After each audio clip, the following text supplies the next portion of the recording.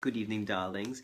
So I got the following question from YouTube user Feyna Skydancer, who says, I would love to hear some cute stories about Legolas when he was just a little boy. Also, did he have a teddy bear or some other sort of plush toy animal? So let's start with just one little cute story of when he was just a lad. I don't want to get sort of into too many because I'll just go on and never stop. And also, he might get a little cross if I do talk about anything too embarrassing. So, what's a good one? Oh, I know. The first time he shot his bow. Oh, I was so proud. I was the proudest father around.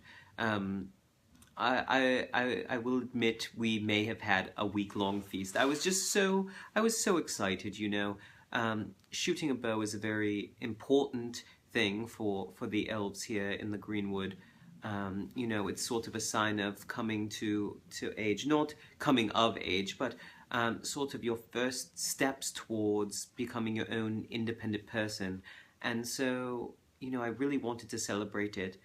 And it's usually sort of a group thing. Children who are all around the same age. When they get to that point, there's usually a little festivity that's set up and little mock hunt that's all out there and everything like that. So it's sort of a big thing, and of course you have your archery masters come to supervise, and there weren't that many children around his age, so there was only about 3 of them, I think, there at the time. And, I had to be careful because, of course, I don't want those other 2 children to feel too terrible. But I was just so happy, and we had a nice little celebration for all 3 of them, as is normal. But, I can remember it was a very light, I think it was white birch. Yes, it was white birch bow, and it had a green string because, of course, he loves green so much. And he made the quiver himself. He was very proud. He insisted that he make the quiver himself, and I had a nice little arm guard and glove made for him and all of that. And we had custom arrows because at that age you really need to make sure that they're not too long and that the poundage will hold and all that. But something that'll last, because of course he's going to just get stronger, and as he gets older, and his pull length is going to get increasingly long. So so we've had some nice arrows made, actually oak from some old wine casks, and yeah, he was so nervous of pulling that first string.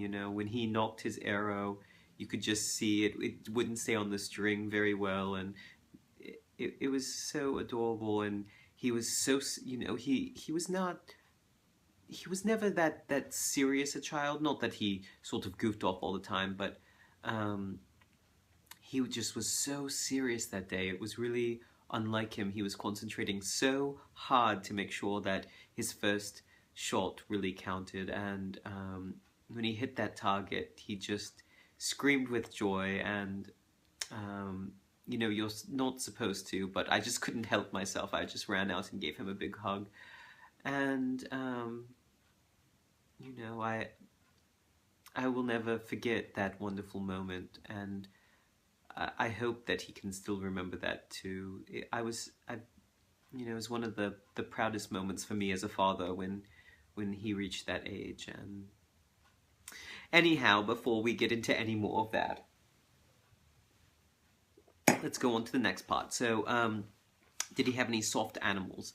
He didn't have a bear, although later on I think he did. He had a lot because, of course, whenever diplomats come, it's very common, particularly with elves, to give children little toys. So he did have a bear eventually. I think his first one was a little stuffed deer, but the one that he loved so much was this sort of a pale blue pony. and it had a very long mane. I remember he used to love to pretend to brush that mane, and he took that pony everywhere. I wish I could remember its name, but for some reason it's kind of slipped my memory.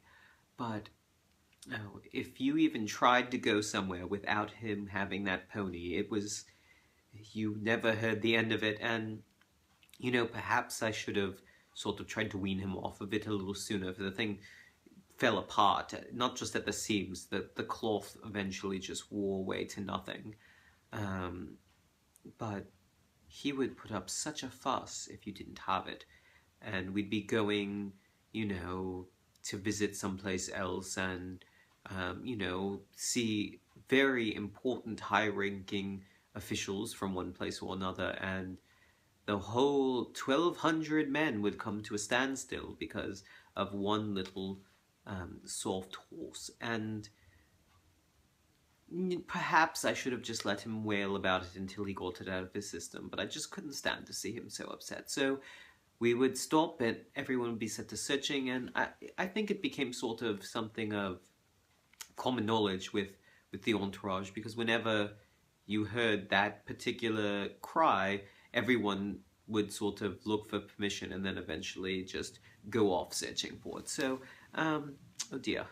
I'm getting a little excited about just how wonderful these memories are. So, I'm going to go, but thank you so much for your question, darling, and it really does mean the most that you thought of it. So, thank you for giving me those fond memories again, and I'm glad to share them with you. Ta-ta.